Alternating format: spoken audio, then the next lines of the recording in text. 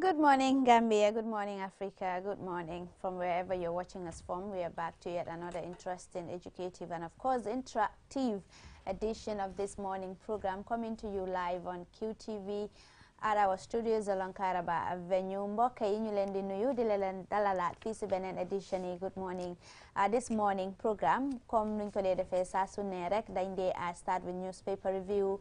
From there, you invite some various guests to segment. We am fi sports segment, am fi click segment, and of course, am fi yenen current affairs segment. Bo hamne dañ talk about issues that are happening in the country and of course around the world. Fu way munti nekk rek si biir réew mi ak si bitim réew ñu leen na dalalaat bu baax a baax si beneen edition bi tey nag comme démb rek ñu ngi ànda fii sumay natango, sumay brothers, my colleagues, and of course mentors, Momodou and of course Suleiman Darboe. Good morning, gentlemen. Good morning. Good morning, Julie. Good morning. How are you this morning? Fine, you know, feeling bubbly and ready to go. It's almost the end of the week, you know. Yeah. Unbelievable that the week just started. Are you preparing something for the weekend? Yes. You want me to disclose that, Judy? Really? I don't think you want me to disclose. It's somebody's father. Yes. My daughters are watching. Exactly. My grandkids are watching. One is sitting just not far away from me. But yeah, something is about to happen this weekend. So we'll see how it goes. Maybe me and Mr. Mboj will share that discussion immediately after here. I should be part of that. Actually, you've already disclosed it. By not wanting to disclose it, then it makes us wonder, what might it be? What might it be? There you go. But yeah, sure, we will do something. Yeah. Okay. I should be part of that something. Yes. All right. This morning, okay, of course, we're starting with the African proverb. As you know, it's always interesting and, of course, giving critical analysis of what it really means. And, of course, sometimes it really helps for us to really reflect on ourselves because always it teaches us morals, values, and, of course, it really helps us to reflect back on ourselves to be better people. So of course after the African proverb we have the newspaper review, and we on the segments we have the legal year, which is happening on Sunday, and of course we also have another segment which is the ethical and professional policing, you know, which is very, very important. Without ethical and professional policing in the country, we are not going anywhere. In fact, it will jeopardize our democracy. And of course, on the sports wall, we will have Momodou to talk to very prominent, of course, women who are doing tremendously well in the sporting discipline. And of course, we will close with the click segment. But before then, we will start with the African proverb. Suleiman. Thank you, Julde. Again, I'll repeat, not my favorite segment, but yes, I love it. It's not my favorite, but I still love it. And I'm glad to have Mr. Mboj with us because he's somebody who can deal with this proverb thing very well. But this one, I like it because, yeah, it is like a similar proverb in the local language of Mandinka. So I'll come to that. So this one, I will be able to deal with this one. So Mr. Mboj, here it is. Do not look where you fell, look where you slipped. What's the Mandinka rendition? Ni takita. Ibike takidula jube. Ni takita ye sano tombong. Ibike takidula jube. Ibika sano jube, ike takidula jube. So direct translation. Exactly. When you fell, if you hit a rock and you fell, and you are able to find a piece of gold there, don't look at that gold. Look how you fell there in that ditch. Exactly. That's what the proverb in Mandinka is saying. So one it's very similar, but Absolutely. We want to hear your own. And this one is, to my mind, more fascinating because of the idea of falling and happen to find gold. We all want gold, don't we? Yeah, exactly. But it was an accident, as it were, that got you there. There you go. This one is far more fascinating to my mind. Anyway, yeah, this one is really straightforward, really. What caused the fall? You know what I mean? That's really more important to know, that understanding. Maybe next time you will avoid it, isn't it? That's the whole point. Understanding events, things, understanding it's really the essence of anything, Correct. isn't it? Yeah. Then it will enable you either to repeat it or to avoid it. Yeah. Otherwise, it seems sort of so fortuitous. Yeah. So, you know, I think my interpretation would be, yes, we in life, we all go through some hurdles. Sometimes you'll fall along the way. And when that happens, don't look at the current situation. What leads you to get to that point? If there is anything that you can do to rectify that, that's what you need to be focused on. So where you are currently, don't look at it. What made you, if it is a downfall, what made you to have that downfall? What could you do to improve upon it? If it is a success, how does it lead you there? So those things you need to make sure you have a tight grip on them so it doesn't escape you. Wow, that's a perfect description there. I think you really saved me because you said it all. For me, I think it's really important for us to reflect on whatever we are doing in life. That is why we are taught, like, the most successful people are those who reflect on their day, every day before going to sleep. They reflect on, you know, what went wrong, what went right, you know, what should I improve on and all that. I mean, it really helps you to be better. It really helps you to know, you know, the ups and downs, and it really helps you to know where did I get it wrong and how can I fix it, you know. So it's very essential for people to really reflect. Oftentimes when you fall, we don't tend to look at where we fall and the reason why we fall, but we tend to why am I falling? Exactly. Why am I falling? Blame games. Maybe he's the reason why I'm falling. Maybe she's the reason why I'm falling. But you don't get to critically look at the situation, analyze it, and realize that, okay, this is the problem. This is the reason why I've fallen. So I should really be careful next time. If I found myself in such a situation, how am I going to react? Is it going to be the same scenario? Is it going to be the same actions? So that is why it's very important always to reflect. And for me, I think falling is good. It's not really bad. I love falling down. You know, I love sometimes failure because it makes me a better person. It makes me, it enables me to first jump. First jump, you know, to believe in myself and know that, okay, I can do it. You know, if I am able to fall down, what makes anybody thinks that I cannot get up? And they'll pick it from there and then move on. Especially if people, there are people who are looking forward to you falling down. And they expect that when you fall, you won't be able to lift yourself up again. So you should endeavor to be able to lift yourself up and just move on. I will get up here and even better and stronger. So it's important sometimes to fall. Oftentimes, like, you know, we tend to be sad. We tend to, you know, to blame games and all that. But it's good to fall. So yeah, that's it for the African proverb this morning. If you have your own interpretations, you are free to share with us on our Facebook page. And of course, we will take a short break to acknowledge our sponsors who are Optically, and we'll be back. Opticalia is a leading European brand which is now in the Gambia. Are you looking for glasses? Then you have come to the right place. As a first step, we will perform an eye exam to ensure we prescribe the correct lenses for you. After that, you can select a frame of your choice. We have a variety of brands in stock, and you will definitely find yours. You can have the full package of frame plus lenses starting from $990 up to more for the most fashionable options. Once you find a frame you like, your lenses will immediately be edged by our lab technician. Within 30 minutes, you will be able to leave with your prescription glasses and a huge smile on your face. How amazing is that? Visit us at the Tropic Shopping Center near Gambia from 9 a.m. to 11 p.m. every day of the week, or call us on 503-4411 or 7767-123.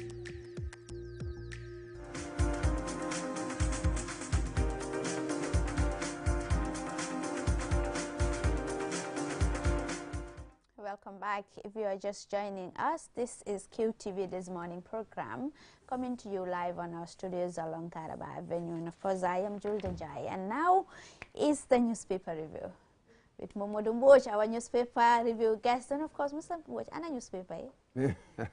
You've got them there, haven't you?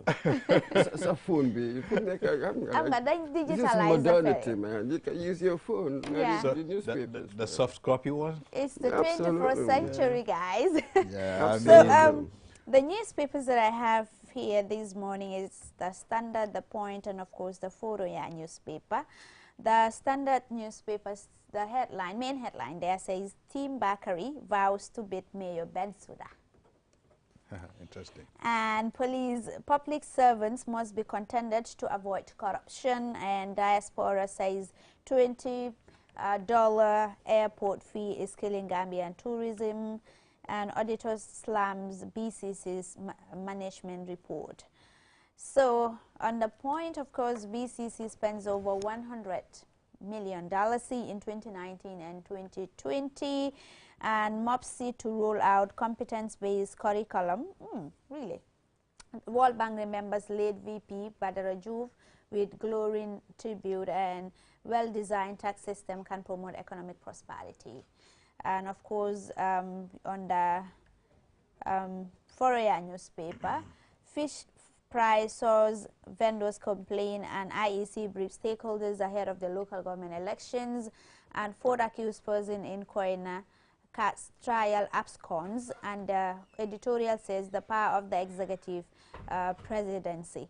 So those are some of the main headlines at the Foroya newspaper. So we will start with the Standard, where it says Team Bakari vows to, of course, beat Mayor Bensouda. That's going to be a tough one there. Now, this is a very interesting headline in itself, because as far as I'm aware, the NPP have not formally selected their candidates. So what are they telling us? There's already Team Bakari, even though formally he's not been selected by the party to contest. I am not sure about that. I wonder who actually says that. I doubt if it's going to be Bakari Baji himself. Possibly somebody else is saying it on his behalf.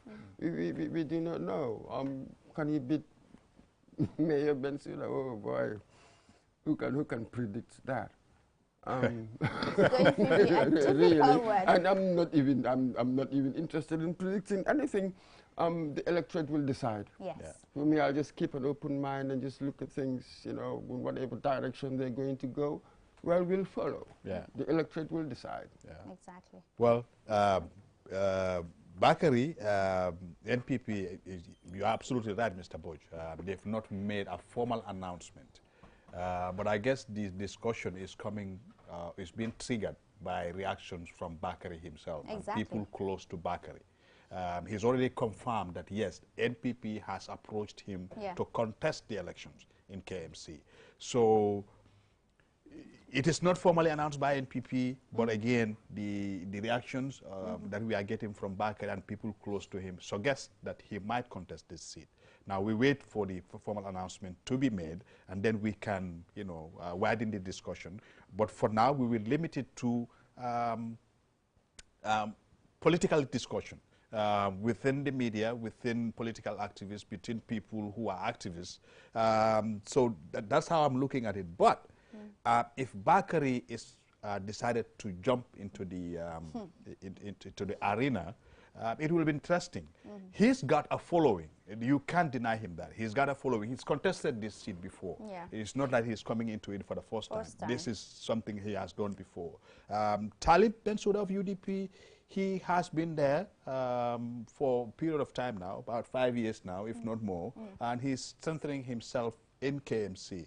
So these are two people who can be very serious contenders. It can be a very fierce battle between the two of them. So we will have to see what happens. But if NPP is able to select Bakari, it's going to make Team Bensouda work even harder, just because it is Bakari Baji. Exactly. Well, it's very interesting for me here. I think one can say this.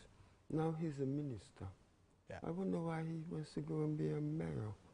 Well, he's been approached, but he really didn't say what he told them. Well, yeah, exactly. He didn't really say that, did he? Yeah. But from the manners, the mannerism, I think he's sort of chuffed by it. He's excited by it. Yeah. That's my suspicion. Yeah. Exactly. So that's an interesting thing. I know that he's worked at the council. He was there before. I remember the first 2018 when they had their debate at Kairaba Hotel, I think it was. I went over and I saw all the candidates, and to me they were really all impressive, really. Talib was very, very impressive. So, yes, yeah. he wants to leave the ministerial post. Maybe he's not really happy with being a minister because he's got experience at a council level. Yeah. Maybe he's more comfortable there. Maybe that's what he wants. Well, fine. Let him, you know, sort of join the fray. Bakari has been, he's been working with the, that's why I said he's got a following. And by that I mean young people. He's been a youth activist. He's worked with young people for a long time. But again, you have to agree with the fact Mayor Bensouda has been there for a while. He has widened his base, support base. You know, he's still there. He's the incumbent. And I've always told politicians, whoever is an incumbent has an advantage, always. That doesn't mean they can't be beaten. You still can beat them. Somebody can beat them up. Yeah. But they have an advantage over you know, so you have to be cognizant of that reality. And for Talib, for Bakari Badji, I think it's a critical position right now because Bakari, it's a youth and sports minister. Yeah. And we know that majority of the population are young people, you know. So now it will really, this election, if he is really to contest, that will really, I think, help him, whether he wins or loses. That will really help him to determine whether, you know, young people are really happy with his, you know, leadership as a minister or not. And that's another context to it. Exactly. Yeah. Yes, this is KMC. Of course, the ruling party, which is NPP, they want to control places like KMC and Banjul and West Coast. So they would be ready to sacrifice a ministerial post if they believe the candidate that they're going to put up in the person of Bakari Badji will be able to get them the KMC seat. Exactly. They will be able to tell him, you need to resign and go and contest this election. And that's, from all indications, that's what I suspect is going to happen. Exactly. But I honestly think that the people really ask, you know, what have you done? Always people will ask, what have you done? And he was a minister. He is still a minister of youth and sports. Of course, people will ask, what have you done for the young people? What have you done in the area of sports in this country first, before we give you, you know, the position of a mayor? What have you done in the position that you're in? So these are some of the questions that I suspect will really come. And, you know, if Bakari is able to, you know, prove or he's able to convince people, I think really, why not? For me, electorally, young people, yes, but we know that with these council, local government elections, turnout tend to be very, very low. Very low. So if we've got that part, how much of that low turnout is some youth?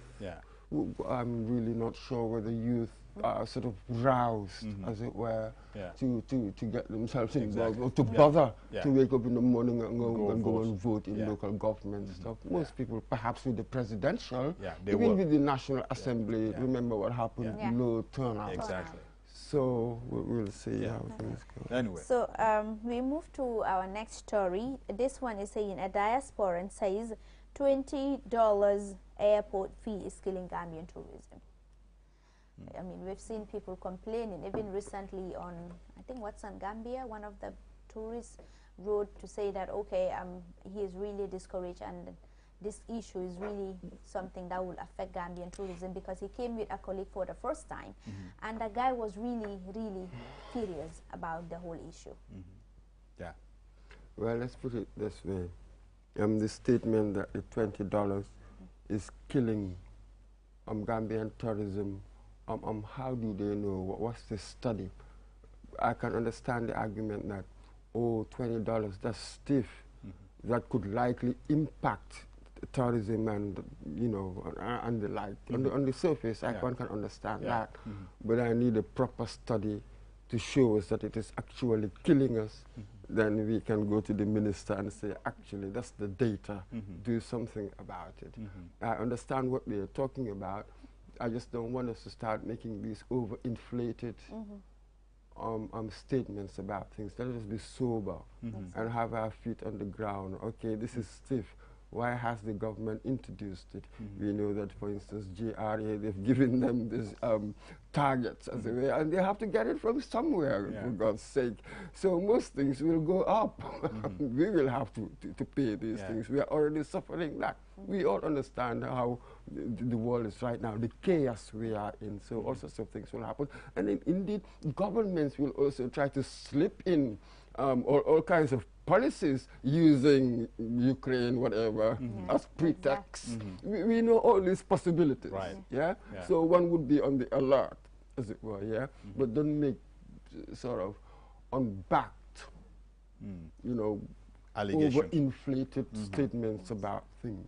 Really, we do not know what impact it has had on tourism. We really do not have the details. I don't think so. I haven't seen any study done on it. Right. Yeah. I guess because the issue, this airport security fee thing started with a controversy in itself. That's why the issue continues to be a hot potato. For the fact that most travelers will pay for their security fees even before they start the journey. It is normally included in your ticket, and you expect not to pay anything extra, whether you are landing or you taking off from a particular airport. The Gambian situation is strange in the sense that you're traveling, for example, from Senegal, and you get to Banjul, and you land there, and you are asked to pay, for example, $1,000 for security fee. That was so confusing to a lot of travelers. And I remember we had a discussion with the Honorable Minister of Finance about this issue, and they accepted this was not the proper way of doing it. One, they were letting a private company to collect that money, and the money was not going directly to the consolidated fund of the government. So that in itself became suspicious. Now, they said they're going to make it even better by not paying physical cash to those people who are collecting this cash at the airport. Now they're going to digitalize it, meaning you are going to pay online. You don't have to pay physical cash at the airport. But then you are going to increase the fee. You know, so this is the frustration that many travelers are having. If I have to pay for my security fee when I'm buying my ticket, why do I have to come to the airport to pay another fee? This is the frustration that people have. So unless the airport authorities can explain to us why this payment is done in the first place, people will continue to ask questions, because I strongly believe there are a lot of unanswered questions. Right now, as far as the security part is concerned. I mean, we've been astonished for a very, very long time. The very first time they introduced it, and we knew how payments were being made. Fine, you've introduced this scheme, this policy that people have to pay. Fine, but we will want afterwards for that money to be put to good use. But they were not, even the government was not seeing most of the money. But with ourselves. Just to clarify something, the minister during that interview here with us did say that now the money will be going directly to the consolidated fund. So as opposed to what used to happen, now the money is going strictly directly into the coffers of government. Let's hope that happens. So the next one is well-designed tax system can promote economic prosperity. That is the Commissioner General saying that. I mean, does he need to say it? Isn't it self-evidently so? So we just want a well-designed tax system. This is the sort of thing that you don't say, you just do. Next.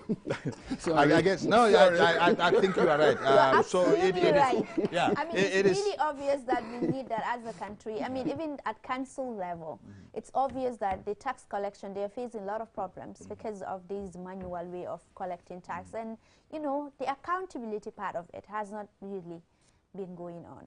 Some of them will accuse some of these tax collectors, you know, of taking the money and then not returning it back to the council, and the councils are suffering here and there. But yeah, we really need that. We need a digitalized tax system.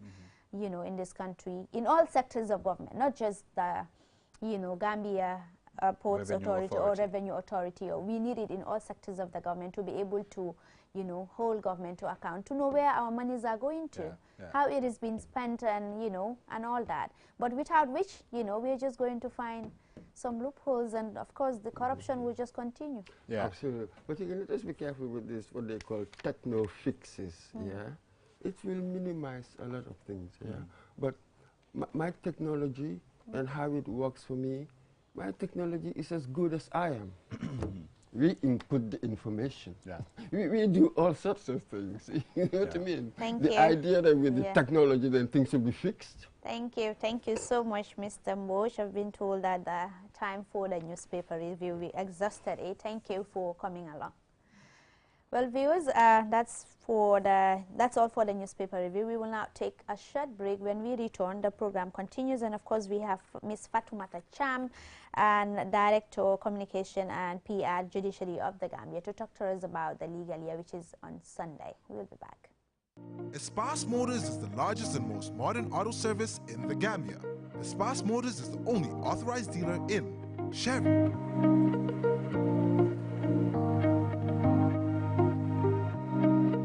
Mercedes-Benz trucks, Mercedes-Benz buses, Kia, Ford, Futon Mini and Midi buses, Futon trucks. At Espas Motors, we have qualified professionals who use modern technology to diagnose and repair all brands of motor vehicles. Espas Motors services include auto sales, auto repairs, vehicle painting, availability of high-quality spare parts, towing services. We are reachable at any time. Call Espas Motors on 352222 353-4444 or locate us on the Bertil Harding Highway. Espas Motors. Step into the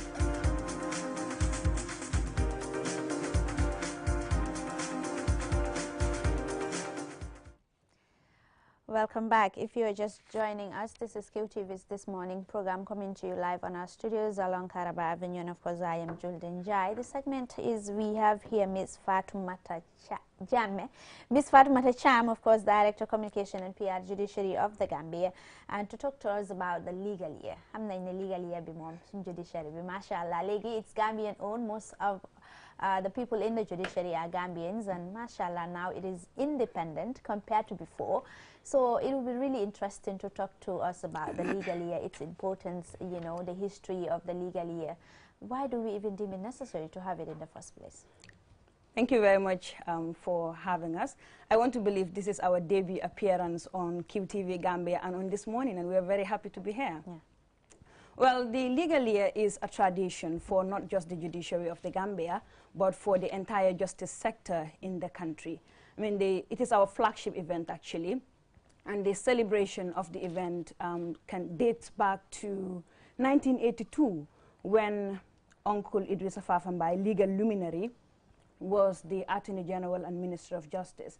So the celebration started in 1982, and it actually continued until 1994, when the military government of Yahya Jammeh took over. There was a halt, and we only revived the celebrations in 2018. Yes, 2017, 2018, and up until now, every year, judicial officers would come together to celebrate in what is a week-long activity, the legal year. So why was it, you know, put on hold, you know, in those days? Well, we wouldn't want to dwell into those details, but then it was put on hold as a result of the military government that took over at the time. So we'll leave it at that. That's the answer, basically. Yes, that's the answer. It was put on hold because of there was a military. Are you still in the Jammeh phobia, scare phobia? No, no. Okay. But I mean, we just want to abstain from talking about certain bits and pieces because we strictly want to just stick talking about the legal year. So let's talk about it then. If it is for celebration of the judiciary, what actually do you celebrate as an institution? Exactly. I want to mention that the judiciary spearheads the celebrations for the legal year, but it is not just for the judiciary. It is for all stakeholders in the justice sector in the Gambia, inclusive I mean, that's the Ministry of Justice, the Gambia Police Force, law enforcement agencies, basically. So every person, every actor in the justice sector is a celebrant of the legal year, and that we want to make really clear. Now, the legal year is important in the sense that it avails judicial officers and even non-judicial officers, like I mentioned, the opportunity to take stock of achievements and accomplishments and have a dialogue around the challenges that we are facing. No doubt we are facing challenges. So this is a very good opportunity for us to talk about the challenges and, of course, chart a way forward for the fair dispensation of justice in the Gambia. Before I let my colleague come in here, I'm glad that you said you want to celebrate achievements. But don't you think, yes, it's absolutely good to celebrate your achievements, but would that not include officials of the institution, judiciary and other stakeholders, to be able to talk directly with the general public? Because if you celebrate it in the form that it is done, yes, what people see is the celebration. But the achievements, yes, they are read in statements, but they are not well discussed. Like we are having, the one we are having with you right now, it would be nice, I don't know if he has ever done it before, but the Chief Justice, who is the head of the judiciary, it would be nice to have at least once a year an interview where he's inviting every media house for an interview. Don't you think that could be something that you guys would be able to do? That is a very brilliant question, because over the past couple of months, we have been working tirelessly to make sure that we enhance communications for the judiciary. If you have been following developments quite closely, you would realize that we have problems when it comes to both internal and external communications. And that is something we are really working on. I mean, I was appointed Director of Communications and PR in November. And congratulations. Yes, thank you. That is something we've been working on. As we speak, we have already developed a communications and public relations strategy that is going to guide the operations, the communications bit for the judiciary as well as the PR. So that is something we are really looking into. And in that communication strategy, we have an action plan that actually entails what you've just mentioned, having press conferences that will be presided over by the Chief Justice. So be rest assured that is something we're working on, and inshallah, we'll make progress. So what are some of the thematic areas, or what are we to expect during this legal year? Like I mentioned, it's a week-long activity, separate and apart from the grand opening. We have a lineup of activities. I've just shared that with you. We have capacity building exercises. Now, when you look at our strategic plan, the Judiciary Strategic Plan 2001 to 2025, we have 8 strategic objectives, and one of them actually centers around making sure we upgrade and expand infrastructural development for the judiciary. And this legal year, all our programs and our activities are designed to make sure that we deliver on the strategic objectives as outlined in the Judiciary Strategic Plan. So one, we are dwelling adequately on capacity development, but we're also making sure we look at strategic objective that talks about enhancing infrastructural development. Okay, capacity development for who? Those in the judiciary or all the sectors? Capacity development goes both ways. We're looking at those in the justice sector in the Gambia, but also for judicial officers. Those that man district tribunals, the chiefs, as you know, they have judicial authority sometimes when you look at it closely. So we're training them, we're training scribes, we're training judicial officers, and like I mentioned, all other stakeholders. And when you talk about the issue of infrastructural development, we're happy to disclose that as part of the legal year activities, we will be inaugurating the new state-of-the-art Bundung Law Courts Complex. It is ready, and when I leave from here, I'll be going with the Chief Justice to go and inspect the place. It is ready for inauguration by His Excellency the President. And we have also... As part of the legal year celebration? Yes, because it is a week-long event. Thank you. And I also want to mention that we've acquired land in the West Coast region, in Brikama, very strategic location, and also in Kerewan in the North Bank region. We'll be taking over all those properties. So we are very serious about... To build some... court infrastructure. Court infrastructure. Yes, this is part of our expansion drive, to make sure that people don't have to travel out of their regions to have access to court services. Right. I know sometime last week, you had a validation workshop for the construction of a Judicial Training Institute. Was it validated? was it not validated? If it was, when can we expect to have a JTI? Well, the JTI is already there. What was being validated, I want to believe with reservations, because there are some points that we did not agree on. It is still being worked on. I'm sure you know that. Well, that's why I asked the question. Yes.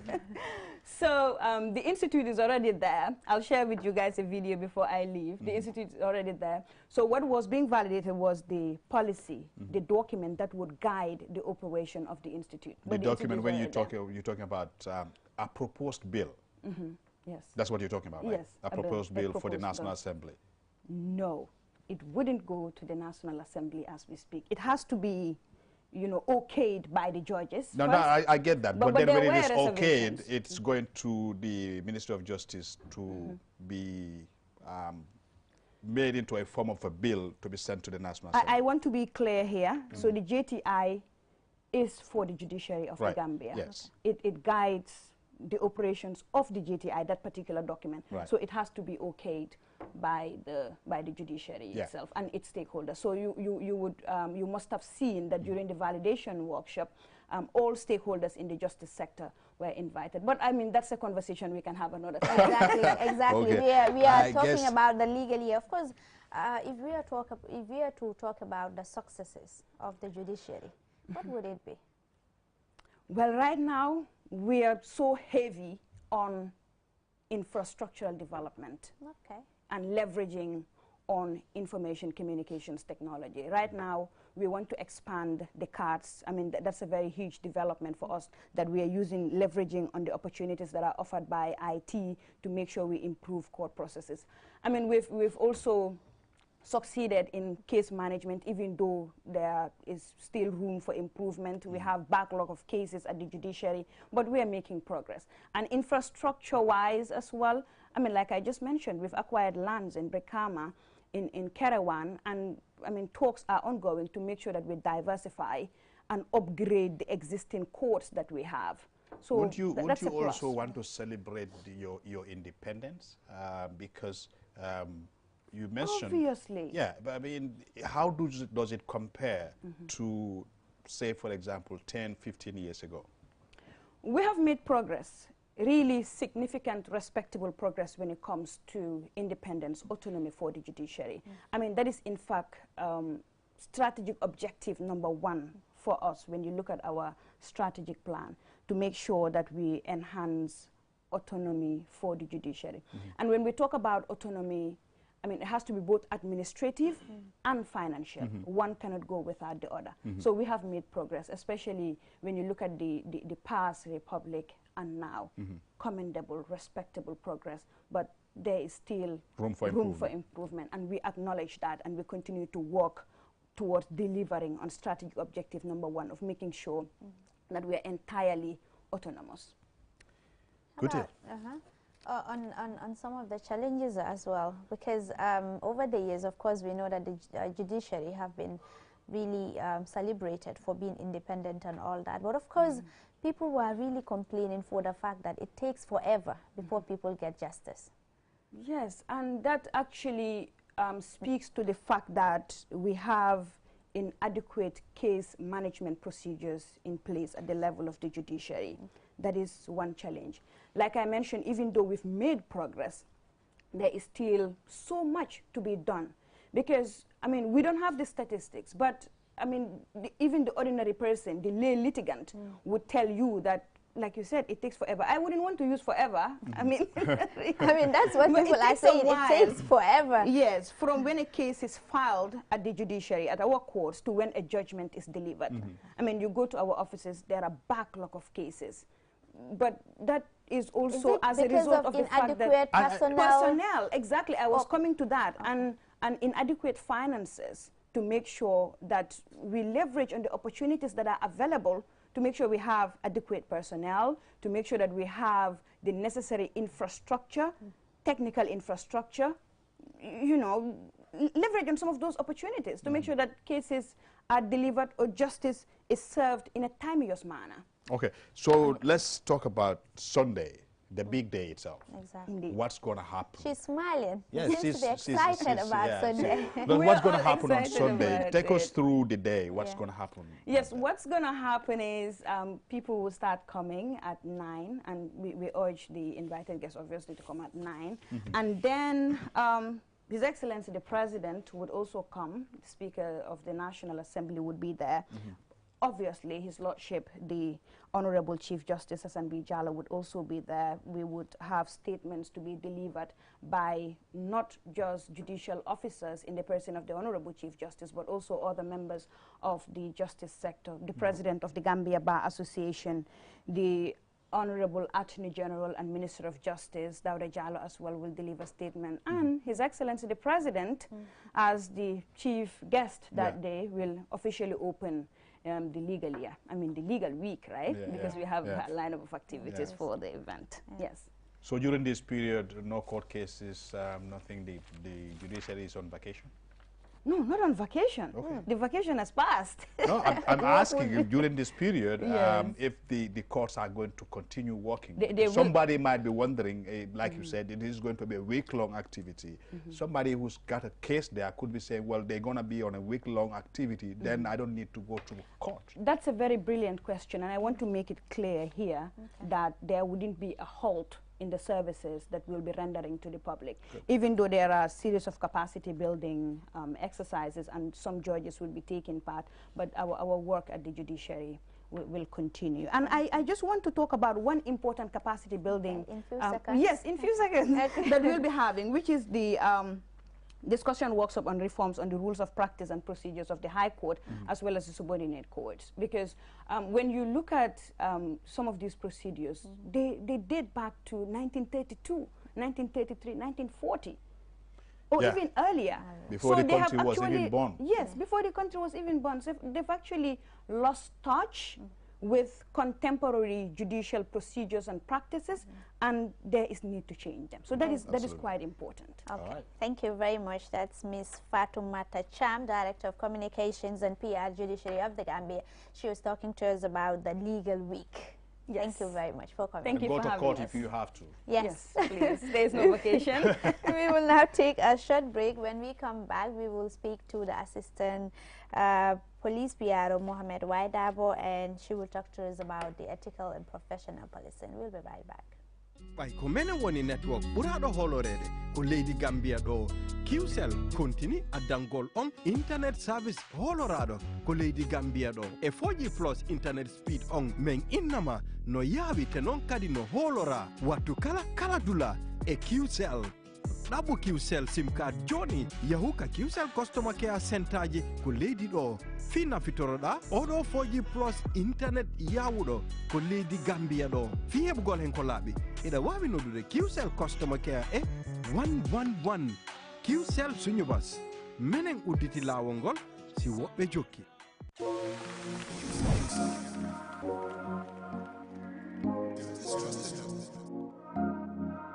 QCell GSM company minna yirwa tariata Gambia Bankoka. QCell la 4G plus network ya banko bela mura. Andung ala internet o tariata sidula saba katambi nyongola. Saun sahin yesta 335 # kumande. Yada di kemuna fang 4G sobewal. QCell Gambia la network lanna yaringo.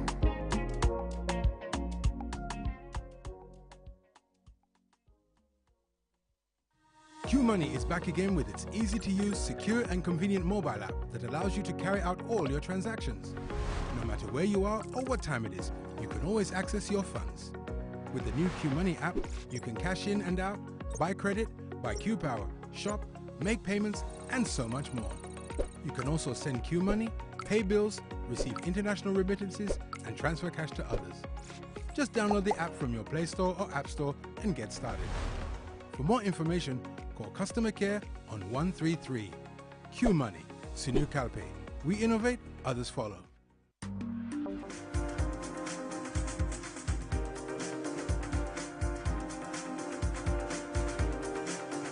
Welcome back. back. If you're just joining us, this is QTV's This Morning program. We are coming to you live on our studios along Caraba Avenue. And of course, this segment we'll be talking to the Deputy Police PRO, Mohammed Darboe, about ethical and professional policing in the Gambia. As you know, it's very, very important. In fact, it will consolidate our growing democracy, without which we will have a problem. So, Mr. Darboe, good morning and welcome to the program. Thank you so much, Julde. I'm surrounded by two Darboes. Yes. Yes. I don't know whether we are going to do so what the Wolof will say, bocanize. Yeah, we will bocanize it. There's no bocanize here. We will bocanize it. Thank you so much for having me. It's a great pleasure to be here and to talk to you for the second time. Yeah. Good. So, Mr. Darboe, I will leave you with your boca. Yes. So let's start right there. What we saying, ethical and professional policy, policing. Tell us what actually you guys, the police department, means when it says ethical and professional policing. Yeah, it's a wide and a broad topic, but we will try to compress it as much as possible so that it's informative. Correct. Ethical policing, professional policing, is more as democratic policing. It's the type of policing of present day, the type of policing that is envisioned by the police high command, of course headed by Inspector General Ablai Sanya, that do not see police officers, irrespective of their ranks and or their positions, to be beyond reproach. Is a type of policing where we can understand that police officers who are law enforcers should not abrogate to themselves some undue advantage to inflict pain and agony on innocent citizens. It's a type of policing where dialogue, negotiation takes precedence, where community policing takes center stage, where police officers are not judgmental when crimes are done, where investigations are done using processes and procedures, and where determination of cases do not come from influences, internal or external influences, and where professionalism is not compromised. It's a type of policing in which our police officers must be able to engulf themselves and perform their responsibilities using the code of conduct, and of course upholding and respecting the laws of this country, and understanding that they are servant of the public, the servant of the citizens, and not their masters. That's all cute and there.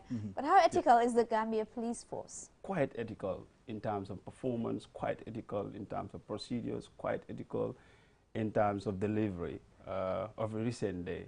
And of course, we are even forced and compelled by our new internal reforms.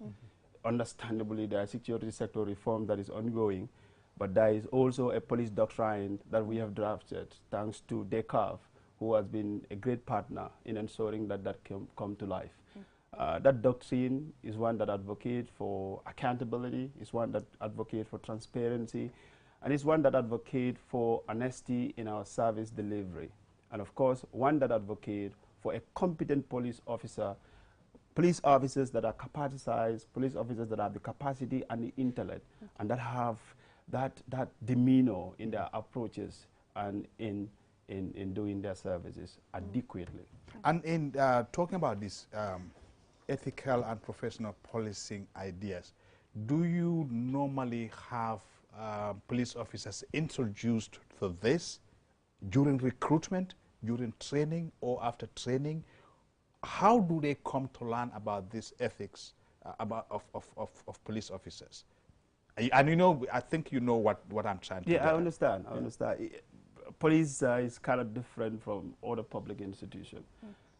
So that when you come to police, you do not come to police like an ordinary person who goes to any house and enter. You go through a thorough and proper regulating schemes, vetting measures that you are fit both by character, by quality, and even in your physical appearance to endure certain pains. And from the entire processes, you are trained so that you could exercise patience in the face of adversity, in the face of provocations and insult. You know, where we arrange some insult, you see a police officer trying to maintain the candor, to maintain the temper. That is through the regimentation processes. because they know that what you're going to be faced with when you leave the training school. And the manual is also clear, the Police Act is clear, the Code of Conduct is clear on how to uphold these ethical values. So it's like a process for us. It doesn't only stop at the training school.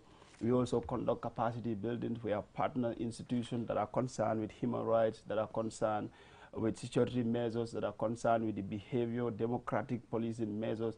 And they are always at hand, and whenever we call for their attention, sometimes they even facilitate training for our officers. And this is done on a regular basis. If you're following our media updates, you will understand that we are always saying police officers are involved in this activity, police officers are involved in these activities, and now we are taking across. It's not a beneficiary that comes to only senior officers, because at the end of the day, the operational mercenary is in fact the junior officers. And now we are putting them into the saddle. And those trainings are ongoing. Speaking of which, there is a video that is making the rounds on social media that there is a police officer who was caught stealing. Can you confirm that to us? Yes, it's unfortunate, but like I said, the new police doctrine, the new police operation is one that's talked about accountability. And it's one that frown against police officers thinking they are beyond reproach. That we cannot hold police officers accountable. It's one that understands that indeed police officers are public servants, and if they have commit or made omissions and commissions, they should admit those omissions and commissions wholeheartedly. And on the issue of this video, I've said it in many places. This guy is with us. In fact, he's a police officer who is working with the police garage. He has been on trial for a couple of weeks, a couple of months. To understand whether he is fit to become a police driver. And unlike the rumor that is in public domain. So he is undergoing training? He was undergoing trials. Of course, he has finished some procedural training to become a driver. I want to make it very much certain that this is a competent driver who has been found worthy, both in character and in competence, and is issued an OSGG. An OSGG is on the service of Gambia government, a license that is not given to any ordinary person. It's a license that is given to people who are drivers and who are driving government vehicles. So that alone is enough to justify that he is our officer, and he has been with us. The incident is unfortunate, and it was something that we cannot think about. Understanding that he has gone through all of the voting processes, and he have demonstrated time and again that he is a good person, that he is mannered and he is professional in the execution of his duties as far as he was with us. So what was found with him, it was a license, not the warrant card as it is in the public. License, it was like a license, you mean? the OSGG license. It's not the police warrant card. And where he was caught at the time, he was not with a government vehicle, and he was not on the service of the Gambia Police Force. That does not mean that we are trying to distance himself or trying to exonerate our name from the entire thing. He is part of us. He's our man. The incident is unfortunate, and we are not leaving it at that. Yeah, So before you come in, what does this really mean for the Gambia Police Force, considering the fact that you are undergoing security sector reform?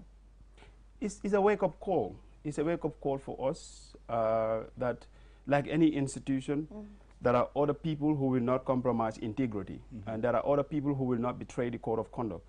But indeed, like any other institution, there are people who will fall short on some instances in their behaviors, in the execution of their duties, and etc. And that's why we have internal disciplinary measures so that they can take place when those people are involved in such issues. And at the level of police, we don't compromise with that. The police high command is so much aware of this, they're in the know, and they're not waiting for anything but to take immediate action if he is found guilty of the alleged crime. So I just want to say, we can only be grateful to our men in uniform because you are doing a job that not many people would do. We go to sleep at night.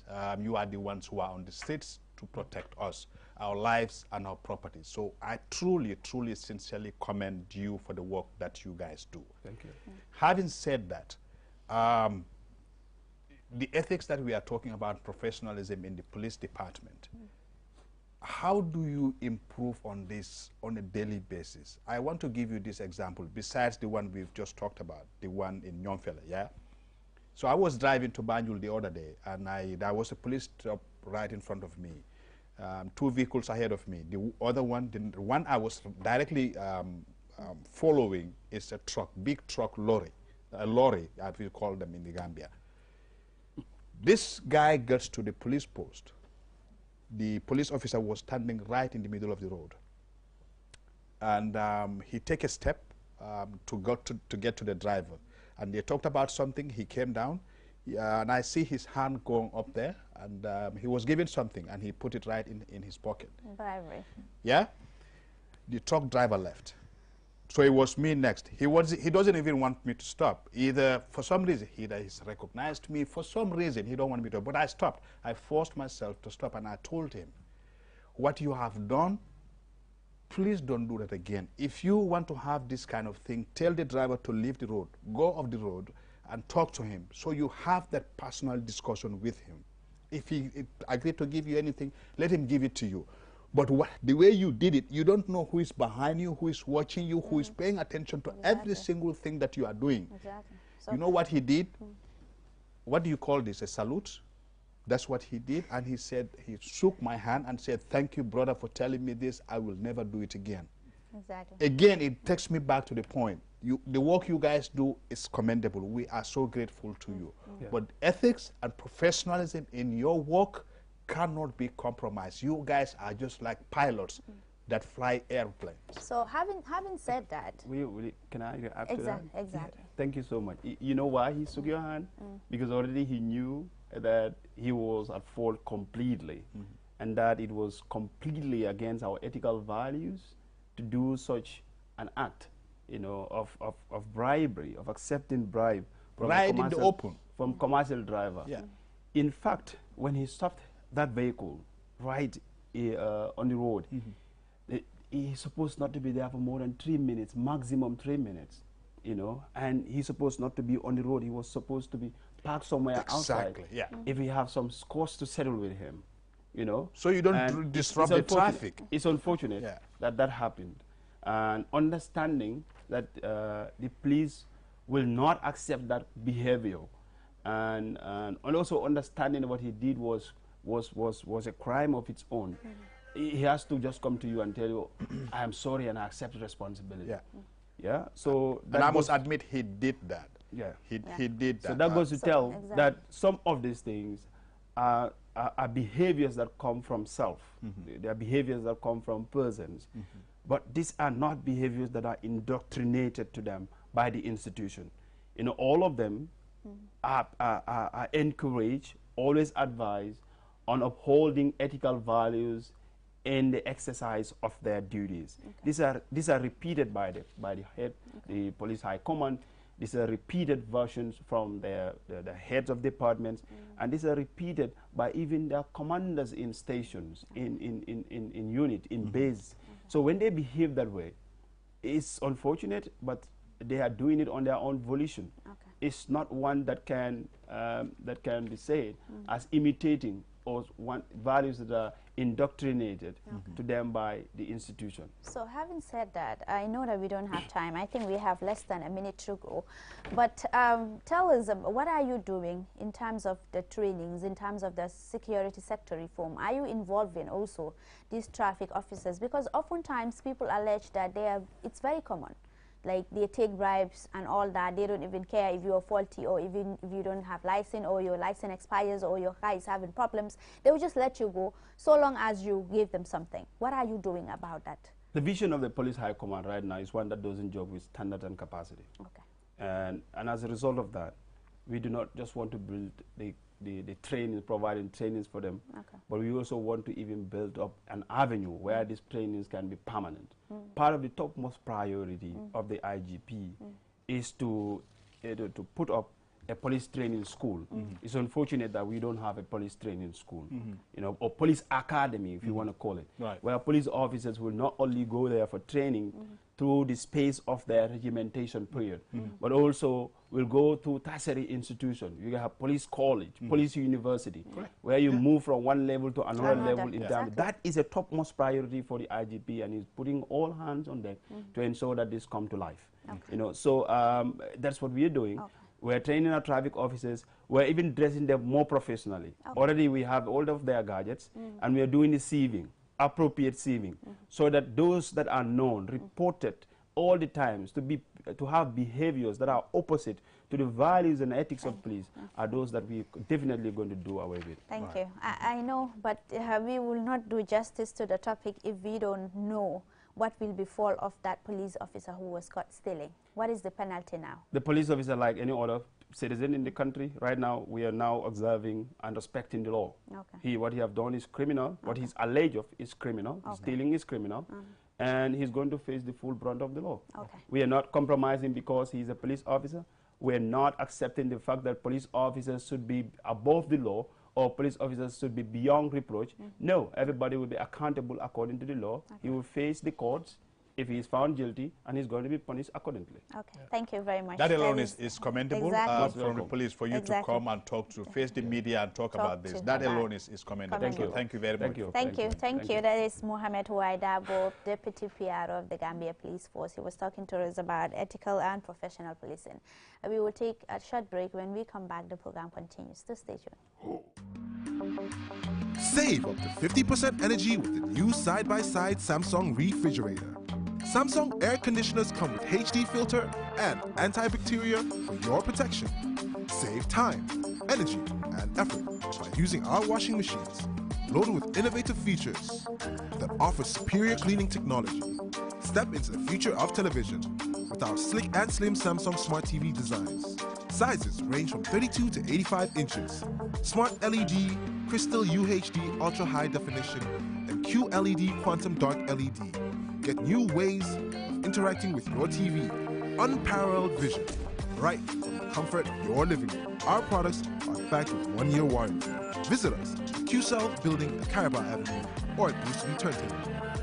Contact us on 333-3217 or email us at info@quantumnet.gm.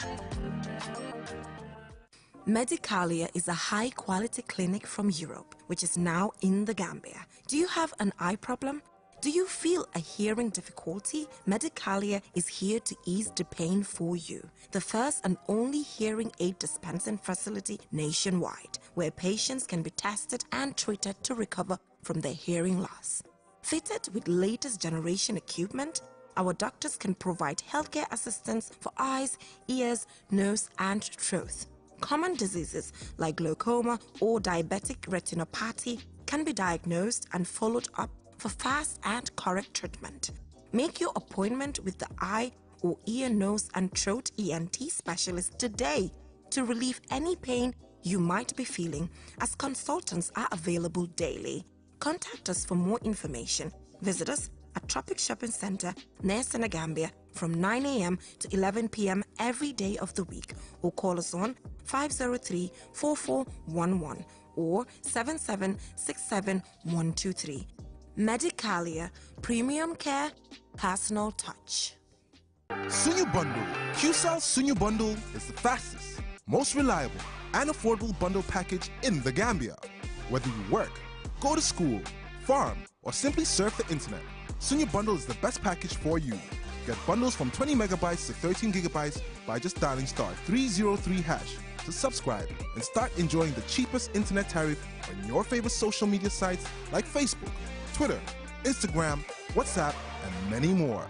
So jump on the Sunyu Bundle family and get connected with the best data packages at affordable prices. For more information, call customer care on 111. QCell, Sunyu Bus. We innovate, others follow.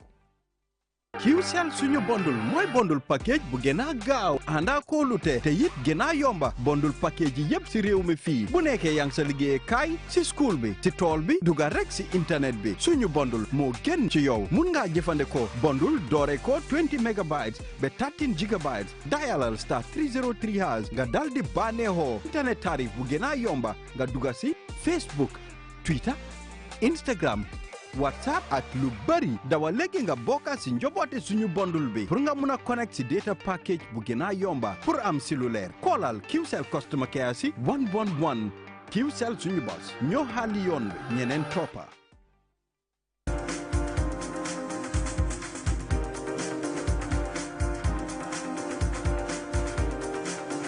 Step into the Espas Motors showroom for your luxurious name brand vehicle. Located along the Bertil Harding Highway, Espas Motors is the Gambia's authorized dealer for Chery, Kia, Ford, and now we bring you the new Peugeot model 3008 SUV.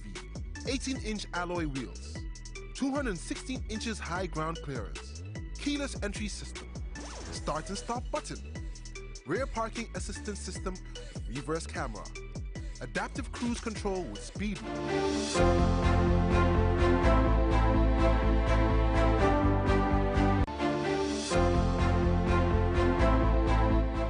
Welcome back. This is the QTV This Morning program. Of course, we are now going straight to the sports world with Momodou Gajaga to talk to our dynamic women about football. Good morning, Gajaga. Good morning, Julde. It's How a are you pleasure. doing? I'm fine, good. Feel great, man. What do you have for us today?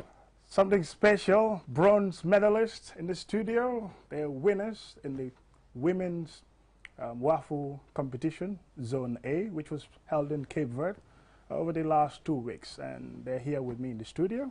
That's Ola Buaro, who scored 2 goals against Guinea-Bissau in the 3rd place playoff. In that game, she was also voted as Woman of the Match. Wow, and congratulations. Then on my left side is the coach, Mariama Sowe, the woman whose brain, you know, putting everything together to make sure that the team is in shape, and they competed to bring us something. First, let me start with Ola. Ola, how does it feel to be bronze medalist in this competition? Good morning. I feel very proud with my teammates and all those things. And then we work really hard to achieve this thing. Our main objective was to go through the finals, but unfortunately we could not make it to the finals. Okay. You, in that game, your performance was great. You scored 2 goals and then, you know, won Woman of the Match. How does that make you feel? I feel very proud, and then through hard work you can achieve anything. So I feel very happy. Okay. Coach Mariama, so how did it go about in this competition when you were going there? Senegal, of course, is the favorites. They won it the last time, and even this time they defended their crown. Getting into the competition, were you envisaging to win the 3rd place? Yeah, first of all, I would like to say Alhamdulillah, Alhamdulillah, Alhamdulillah, Rabbil Alamina. I would like to thank the Almighty Allah who have given us those victory, and also congratulating the Team Gambia and the entire GRF for giving us all the necessary support to be part of that waffle tournament. I feel very much happy being the gold medalist winner, but bronze, but our target was to play the final to come back with the gold medal, but unfortunately things went in the other way around. Let me take you to the semi-final. You played against Cape Verde. They're the host. Of course, they have the support of the home crowd. They scored first, and you got that equalizer from the penalty spot. Catherine Jatta, who obviously scored 7 goals in the competition. Okay, we might want to shift to the local language because I want my Fula people to know what is happening. This is Gambia. Okay. So I want people to know what is really happening here because this is a big thing for us. Yeah. Yeah. A big achievement. So which of the local language? You have to choose. 9 choose. Which one are they comfortable with? Yeah, they can speak Mandinka. 9 them fluent with Mandinka. They can also speak Wolof as well. Exactly. We want everybody to know what is happening here. Yeah. Coach, saying maybe mbatungara sura yalandra sura kon be kama sura kon okay bandinga kon fo al fela botanan Cape Verde atole sa nim savo bronze medal ali wala bin ali in competition o min play folo fo nyela kontan ko munete ya folo comme nga fo nyamen ko mantonga ala tento ko signa saba mi so nyin victory nyina because comme ka fo nyamen wati foro le bentolda bar kero wobe alale bulo kono alhamdulillah na target mumintino wala nyinte nga gold medal o win but unfortunately man na o win nata fanna sabanjango nyi win bar hanika bin sa tento murundi alakang ani man sabati also menna sunguti nol congratulate la because without it all fana nga nyimmin sotonta sotolano ani jefe fana ye support min dintolla because jandintol be bola jang nena mom min soto ye wala ken tolye so wala atine fana ye niyo be la ala nata ke lafta furan dal mam futa wota bari hani kabi ning fe murunta nan Gambia banko kanne because ninni be kacala watu wade kanyine fontole wala nyinti ko ning ko nan ma katambe selal kanyine fonyan kontrol buka sey ndol final wala bentol seyndila andon ala demaro kam mam futa final bari futa semi final loto futa semi final ola ite mu molti mi alon ko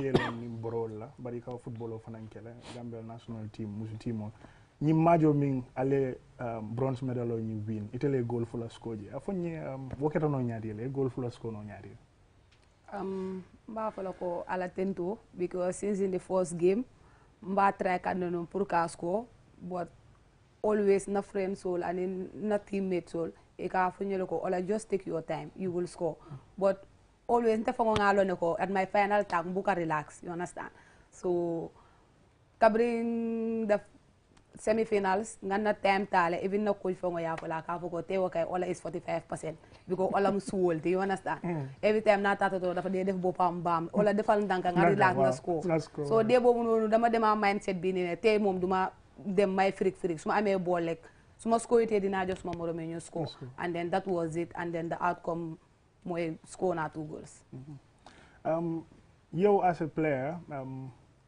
where is this going to take you Winga this woman of the match award to be perform very well in this competition funga sentu sa bopa in the next few years ku nekk player bu nekk lu mo ñaan pour nga am a good club and then ñu sign la nga am better contract fu mu nekk ñu ngi ñaan ne comme scout si gisoon nañu luñ defoon because waxuñ ne play nañ waaye comme try nañ luñ mun so ñu ngi ñaan ne comme scout am na ñu xamante ne they are out there that they were looking for us pour ñu mun ñu expose ñu mun a génna nga xam te dañoo mun a dimbale the national team. Okay, sure. That's good. Mariama, what's going to be next? Because this is a very good achievement. Remember, just last year you played in the CAF Women's Africa Cup of Nations qualifiers. One more game for you to qualify, but you met Cameroon, of course, who are African champions several times. The other time also it was Nigeria, so you couldn't go past them. You think now with this bronze medal achievement, it gives you the confidence that Gambian women's football can progress to the next level? Yeah, of course we can progress to next level with the help of Almighty Allah. And looking at the team performance at this WAFU tournament, obviously give me the confidence and the courage that next time any team that we met, it will not be easy because we're not gonna stop training because training is everything. We play our first AFCON qualifiers, we eliminate Burkina Faso, but unfortunately we meet up with Africa #1, that was Nigeria, and we were out. Then our second AFCON qualifiers, we eliminate Sierra Leone, we meet with second best in Africa, so we are out. So without meeting these top two teams, any team that we meet up, it will not be easy for them. Yeah, because we want to qualify for AFCON this time around, inshallah. Ola, let me come back to you again. But where is the trophy? I know we have a minute to go. Where is the trophy? Yeah, bronze medal, it's the medals that you're giving, not actually the trophy. The trophy goes to the team that's Senegal who won the gold medal. Obviously, it would go with the gold medals as well, and also the trophy. So that's why they have a minute to go. Yes, a minute to go. So finally, Ola, y'all receive Bara Kabringal Nada because I'll not run through Senegal. Mul Nadal welcome je. At all as players, how do you feel? Oh, then feel very happy because comme dafa ne nga defaral dara sa réew, and then comme nga gis pour ñun ñu ngi doon wax ne defuñ dara because of third place lañ ñëw. Our objective was to go to the finals, but bu ñu ñëwee nu ñu gisee gars yi teeru ñu feel nañ very happy, and then feel nañ like suñ demee waat beneen competition dinañ def lu ëpp luñ defoon. Okay. Inshallah. Okay, Mariama, just finally. Yeah, comme ni Ola num ko waxe abe laari wala ñama kabirin kana Gambia fans club ila North Bank chapter natam bendung e bodato e eskon nam fo bara in fact wolum kumbo telefon because xam nga be don kilo la be Gambia don killa xam nga it was so sad den mbota jem fota Banjul so kuute nyaawo nya nga dol fana tara lorin Banjul fana be mbatukan dol fana tan eskon nam fo Westfield fem man diawoti to nyaalem ole afa nyaame wala mtel nga jele ko mom fenke because ndafta ka fata no final wala but comme alala dan ni woto rek bari at the whole nation ya appreciate le ntol nga wumin soto nga sambanang. Okay, Abaraka Baka. Congratulations. So thank you very much. These are women's football achievers. They really did very well to get the bronze medal, and we wish them better luck next time to bring the gold medal and even qualify for the Women's Africa Cup of Nations. Back to you, Julde. Thank you very much, Gajaga, and congratulations to our women there, and we wish them all the best in their endeavors. Now we will take a short commercial break. When we come back, we are going straight to the cake segment with Churchill Balde. By Komene Woni Network, Burado Holorede, ko Lady Gambia do, QCell continue a dangol on internet service Holorado, ko Lady Gambia do, e 4G plus internet speed on men innama, no yabi tenon kadi no Holora, watu kala dula, e QCell. Double QCell SIM card Johnny, Yahuka QCell customer care center ji ko Lady do, fina fitoroda, odo 4G plus internet yawudo, ko Lady Gambia do, fiye bugol hen kolabi, ida wawi no dude QCell customer care 111, QCell sunyubas, menen uditi lawongol, si wopbe jokki.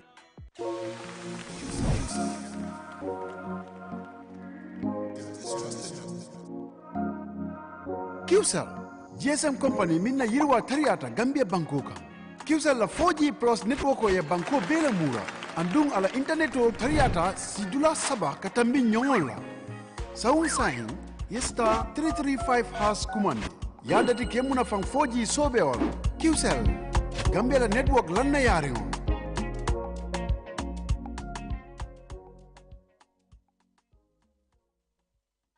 QMoney is back again with its easy-to-use, secure and convenient mobile app that allows you to carry out all your transactions. No matter where you are or what time it is, you can always access your funds. With the new QMoney app, you can cash in and out, buy credit, buy QPower, shop, make payments, and so much more. You can also send QMoney, pay bills, receive international remittances, and transfer cash to others. Just download the app from your Play Store or App Store and get started. For more information, call customer care on 133. QMoney, Sinu Calpe. We innovate, others follow. Save up to 50% energy with the new side-by-side Samsung refrigerator. Samsung air conditioners come with HD filter and antibacterial for your protection. Save time, energy, and effort by using our washing machines, loaded with innovative features that offer superior cleaning technology. Step into the future of television with our slick and slim Samsung Smart TV designs. Sizes range from 32 to 85 inches. Smart LED, Crystal UHD Ultra High Definition, and QLED Quantum Dark LED. Get new ways of interacting with your TV. Unparalleled vision, right from the comfort of your living room. Our products are backed with 1-year warranty. Visit us at QCell Building at Caraba Avenue or at Boost Turntable. Contact us on 333-3217 or email us at info@quantumnet.gm.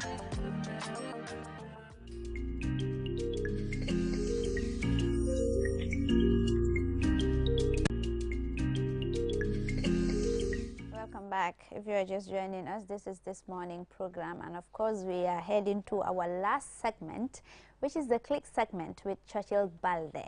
I'm gonna mom dal. Always daf ko def bem neex mashallah. Good morning, Churchill. Good morning, my sister Julle Africa, like I always call her. Loñu amal tay. One of the coolest person bir QTV. Oh, wow. Mashallah, I have one of the youngest in the game right now. So na ko bay momo introduce bopam. Yo, I'm naka so boy Lil Assasi la. First of all, my nuyu man suma yaay ak suma papa, ak suma uncle, ak suma boy yalla andal xam nga ak yo tamit. Oh yeah. Comme li yagon len ko wajal understand lo. Yeah, why all the time lu ci de duga remind ma. Billahi. Mune all the time chat. This time mune yalla na bu ci chat duga. Yalla na bu ci chat duga. Anyways, comme content na tay mom finally ñew nga xam nga ñew woné sa bop. But first tour bi Lil Assasi. Lil Assasi wa. Comme tour bobu non la mo la inspire nga touré sa bop Lil Assasi. Naka la tour bi ñewé? Cause man Asan la tuda. Asan after ma change ko. Man suma bena boy mu ne ma Asan. Man suma first sound di ma ko non dem record mu ne ma ne boy yo amagulo tour. Mu ne ma boy légui alañ la jox tour. Si la ma wax jëlam Assasi. Non la fa démé.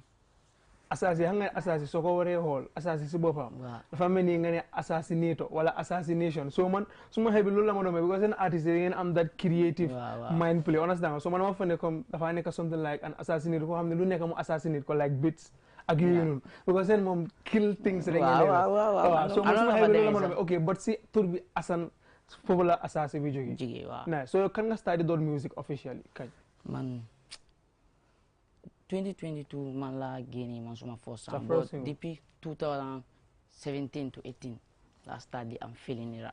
Oh so ñaata at nga am? I'm 16 years doing it te kii mashallah xale bi ngeen digga kii nii rek su tegoo si bit so yow boo dooree di def music sa parents yi comme naka la ko gaay gisee?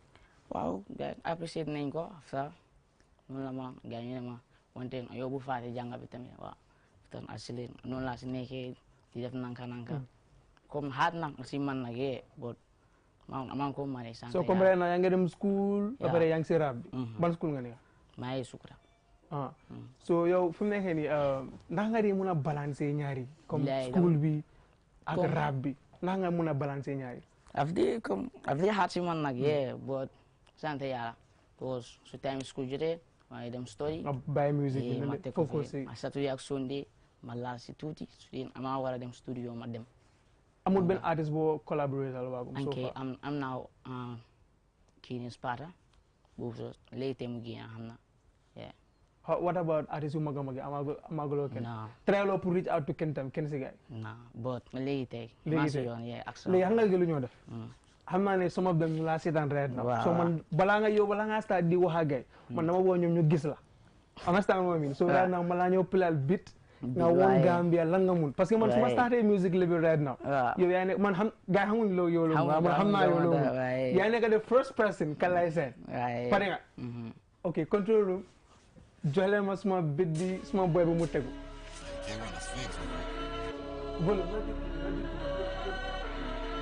Shama Boditu.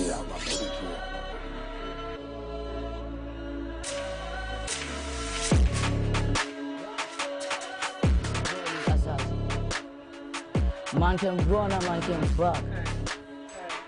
All eyes on me, all eyes on me. Boy, my 10-2, you go guess 2. Mama hazy, you go gun 2. Wakal makele mane bumuton 2. Lachel makele lumuteke wax 2. Boy, my take the take. Kumanaralal boy, dan lay sepi tek. All eyes on me, gain a break. Gis nga ma leg mangi overtake. 1 time, 2 time on the rate. Gis nga ma leg mangi elevate. Don't fi billy get. Duga na sen bir duma late. Hamulen dara mane duma bait. Go fi game 2 mane go to bed. E deke homeless, di ko fade. Boy, mane mama fall. Fan jaga yaram ñëpp lay taal all eyes on me duma leen baal dëkkee si néeg ma ne dëkkee si saal boy ma ne dëkkee si saal boy mamay faal fan jaga yaram ñëpp lay taal ñëpp ngay taal doo bàyyi ñëpp ngay taal ban artiste nga nekk di xalaat pour taal rek non man laalu ma kenn ñëpp la daal That was a very nice one. So yo, the first thing, comme lu ma bëgg a laajte mooy. So they bina inspiration bi fa la dee jógee. Comme yu bëri dañ ma di wax ne Assane yow mbaax na yow doo dee secca. Waaw xam nga. Waaw loolu bëri na sax bëri na boot. Dama dee mun a toog comme nekku comme man dama jékki-jékki comme ñëw si musique bi. Man dama yaaga déglu dip. Di yaaga follow dip noonu la fa demee. Noonu la starté. So dip moo la inspire ba ngay wéy nii ak noonu. So yow fi mu nekk nii fan nga séntu sa boppa si kanam tuuti. Waaw comme na gay xaaru bëri waaw may ñëw may binda man si yeneen ak yeneen album nag naka di liggéey pour si album wala non wala EP waaw man si EP time bi EP waaw may war a drop tam single booy waajal nii nu mu tudd single tena All Eyes on Me la All Eyes on Me so mun nga ñëw see jox 4 lines rek si All Eyes on Me 4 lines waaye aja boy man may dox di dox boy foo ma fekk yow bul tiit di lox ndaxte man may jël suma gaay du ma leen musala déglu non yaay ba ba léegi yaay ba that's nice so léegi bala ñoo dem ma jox la ko dañu ko boo joxaat ok ñëwala boy man may séentu di ko gestu man may xëy si di ko gontu waxal ma kele ma ne bu mu tontu la ci ma kele lu mu dëggee waxtu booy may teg di teg ku ma nar a laal booy dañ lay seppi teg olay zom damay génn a bég gis nga ma léegi maa ngi overtake 1 time 2 time on the rate bu ko jox gars yi su gars yi bëggee am package bi yëpp na gars yi xaar EP bi na gars yi xaar EP soo ma bàyyi la nga tàggatu ak sa fans yi almost waaw comme na gars yi xaar lu bëri comme ASSASI la yam xam ngeen naka awma seen fay cause ñu ngi ñëw full force amul stop waaw so li ASSASI la am tey comme moom daal mooy loolu but bala ñoo dem I just want to send shout outs to my my fashion plug Bour fashion plug the only legit fashion plug moom moo sol daal yi mashallah waaw jëlale ma daale control room and on Instagram he is Bour fashion plug and to have outfits like shoes like this link him on 373 0331 373-0331 on Instagram Bour Fashion Plug. If you are not getting your sneakers from Bour Fashion Plug, it's not legit. So link this my brother up and he will give you stuff like this. So thank you. For the last time 373-0331. That's all from me till I come your way again next week. It's a wrap. From Churchill Valde. And of course, it's a wrap from us too. But before we go, we will take this opportunity to wish Eliza Sabamendi a happy birthday in advance. And of course, our very own Executive Director, Aliu Jallo, we are wishing you very happy birthday in advance. May you live to witness many more years to come with good health, long life, progress, peace, and prosperity. You two are amazing, like super amazing. So that's all for today's edition. Until we come your way next week for another interesting edition. Bye-bye and enjoy the rest of our programs.